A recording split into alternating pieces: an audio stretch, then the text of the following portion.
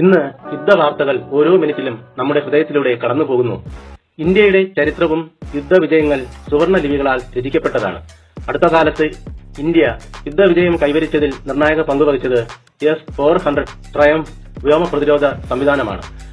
Operation Sindoor ദൌത്യ നിർവഹണത്തിൽ S-400ന്റെ മികച്ച performance ശത്രു രുചിച്ചറിഞ്ഞു. 112 മിസൈലുകൾ, 3 മിസൈൽ ലോഞ്ചിംഗ് വെഹിക്കിൾ, അത്യാധുനിക റഡാർ സിസ്റ്റവും ഉൾപ്പെടുന്നതാണ് S-400ന്റെ ഒരു യൂണിറ്റ്. റഷ്യൻ നിർമ്മിതമായ ഈ വ്യോമ പ്രതിരോധ സംവിധാനം 2026-ൽ 10 യൂണിറ്റുകൾ ഭാരതത്തിന്റെ സ്വന്തമാകും. മണ്ണിൽ നിന്നും വിശാലമായ വിണ്ണിന്റെ അനന്തതയിലേക്ക് ശത്രുവിനെ തകർക്കാൻ മാത്രമല്ല, ഒരേ സമയം 300 ഗൺ പോയിന്റുകൾ, ലക്ഷ്യസ്ഥാനങ്ങൾ നിരീക്ഷിക്കുവാനും 35-ലധികം ആക്രമണങ്ങൾ നടത്തുവാനും സാധിക്കും. S-400 മിസൈൽ സിസ്റ്റം അമേരിക്കയുടെ 4 പേട്രിയറ്റ് ഡിഫൻസ് സിസ്റ്റത്തിന് സമമാണ്.